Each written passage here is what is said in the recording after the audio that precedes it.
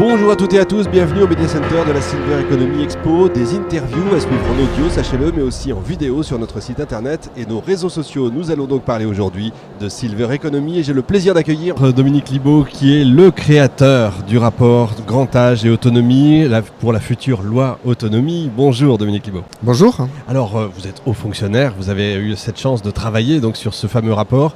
On va peut-être rappeler, parce que tout le monde ne le connaît peut-être pas encore, en tout cas ceux qui voudraient se lancer dans ce domaine-là connaissent pas. C'est quoi ces 250 propositions ? Plus de 250 d'ailleurs. C'est des propositions qui, donc en fait pas 250, c'est 175 pour être quand même tout à fait exact dans le rapport lui-même. Alors ensuite maintenant il y a le rapport El Khomri, donc effectivement on dépasse ça. Donc il y avait 175 propositions qui touchaient aux diverses domaines du grand âge, allant de la prévention à la gouvernance du sujet, au financement, au cadre de vie, au métier, au parcours de la personne âgée. Voilà, donc on a essayé de faire un spectre assez large pour essayer de redéfinir une politique du grand âge en France, et dont le préalable est sans doute de changer de regard sur le grand âge, parce que ce qui est apparu dans la concertation, c'est vraiment ce besoin de changer de regard, de changer de dimension. Et on rappelle effectivement aussi notre défi démographique, le triplement de la population de personnes âgées de plus de 85 ans d'ici 2050. Donc c'est un vrai défi, cette société, la construction de cette société de la longévité, cette transition démographique. Et donc c'est vraiment un changement un peu de paradigme que propose le rapport.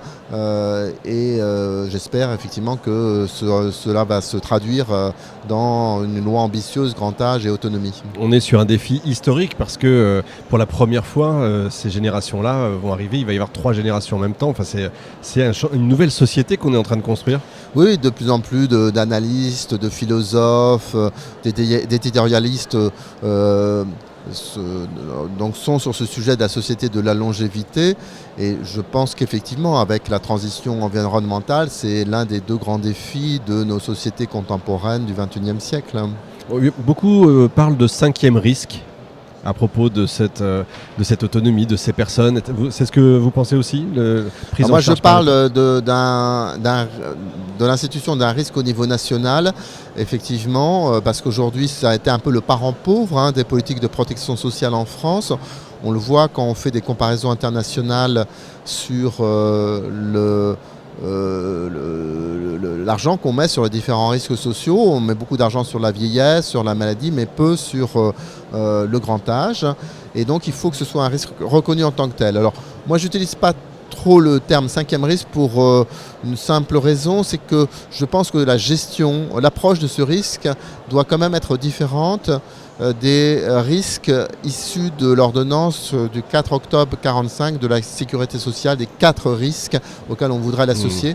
Et notamment, il y a un rôle des collectivités territoriales qui me semble à préserver, parce que le grand âge, c'est à la fois de la solvabilisation pour pouvoir faire face à ces sujets de l'autonomie, de la perte d'autonomie, mais c'est aussi des services de proximité à construire sur des territoires. Et là, il faut articuler une politique d'équité sur la solvabilisation sur l'ensemble des territoires, et une politique de proximité, de services de proximité qui demande une intervention aussi des collectivités locales. Et c'est pour ça que je ne voudrais pas que la gestion soit purement homogène, homothétique de celle des 4 risques des ordonnances de 45. Je comprends tout à fait. Alors on est hébergé par la CNAV là, sur ce stand, mais on est aussi Job Radio. Est-ce que selon vous, il faut absolument revaloriser les emplois dans ce domaine-là, dans les services? C'est l'urgence numéro 1. C'est ce sur quoi on ne pourra rien faire, parce que aujourd'hui, et je l'ai constaté encore en dialoguant avec des personnes qui sont sur ce salon ici, des employeurs de services à domicile notamment, c'est la préoccupation numéro 1, c'est l'attractivité et la fidélisation, parce qu'il y a un turnover aussi extrêmement élevé. Donc c'est le problème sur lequel on ne pourra rien construire, ni la qualité, ni la prévention, ni une nouvelle offre.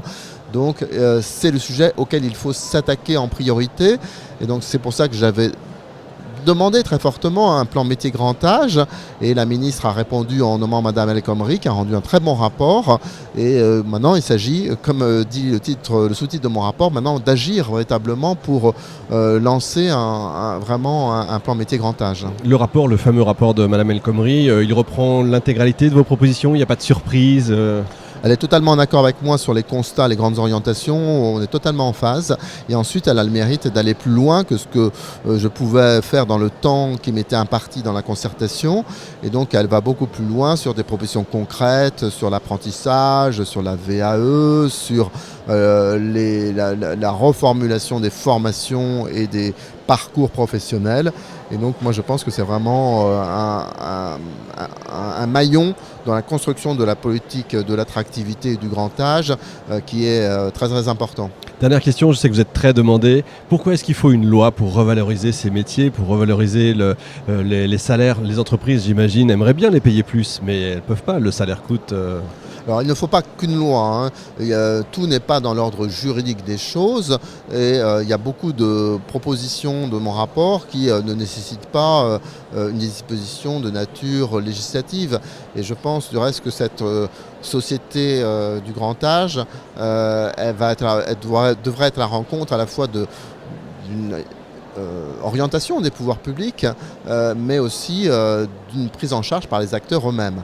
Pour autant, la loi est nécessaire d'une part parce qu'il y a quand même un certain nombre de dispositions de droit à bouger et d'ailleurs dans ce domaine des métiers, un certain nombre ont été identifiés par Madame El Khomri et puis aussi des dispositions financières, même si l'argent n'est pas tout, il est quand même important sur ce dossier et il y a une planification, presque une prospective en tout cas de l'effort financier de la France, de l'effort public de la France qu'il faut mettre en place dans une loi prospective sans laquelle il n'y aura pas de crédibilité de cette nouvelle stratégie. C'est l'un des enjeux majeurs de demain. Merci beaucoup vraiment Dominique Libaud de nous avoir consacré quelques minutes. Vous êtes confiant, on va avoir une loi en 2020 ?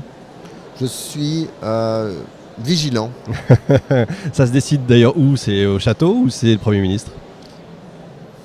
On ne sait pas. Dans le système actuel, je crois que rien n'échappe in fine à l'Élysée. Très bien, merci infiniment. Bonne journée à vous, merci. Fin de cette émission en direct de notre Media Center. Retrouvez l'ensemble des émissions sur silver-economie avec un y-expo.com. On se retrouve la prochaine fois avec un nouvel invité.